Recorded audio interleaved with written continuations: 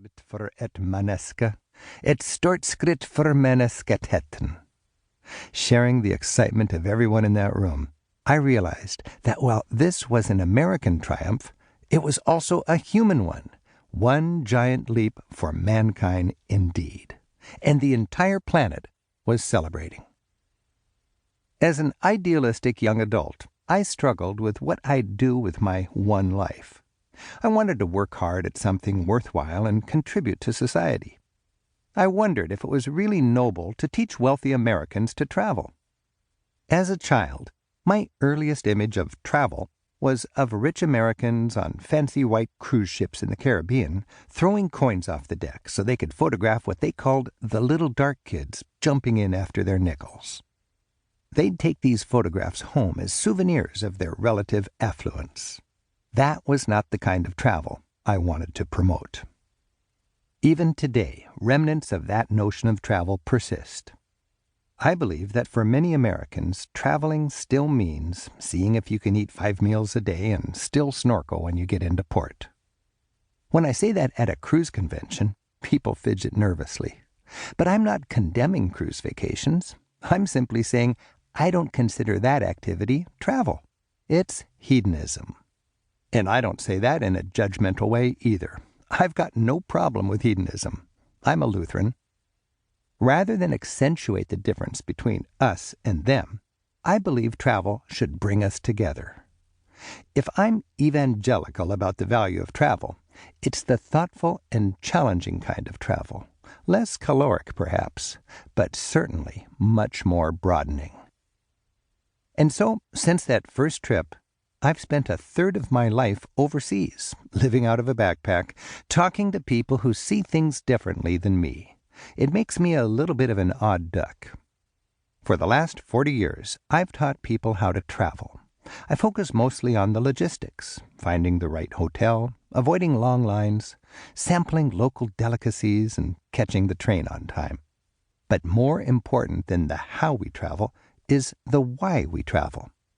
Thoughtful travelers do it to have enlightening experiences, to meet inspirational people, to be stimulated, to learn, and to grow. Travel has taught me the fun of having my cultural furniture rearranged and my ethnocentric self-assuredness walloped.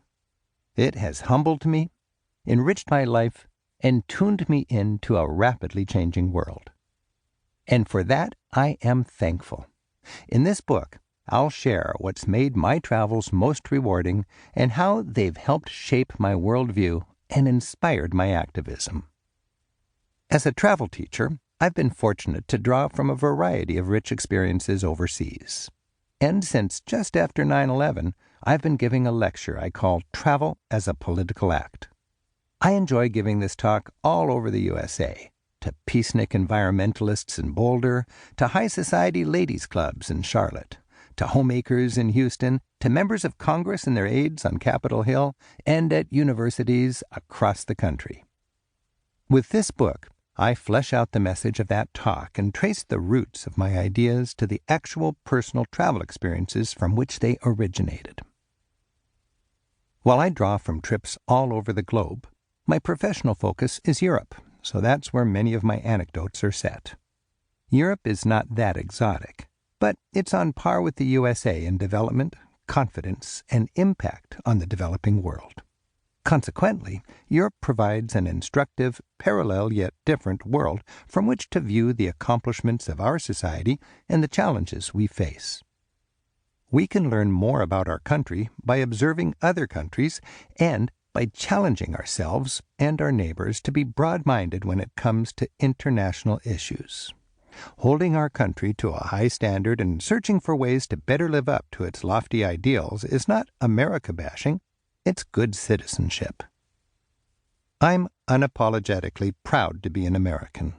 The United States has made me who I am. I spend plenty of time in other countries, but the happiest day of any trip is the day I come home.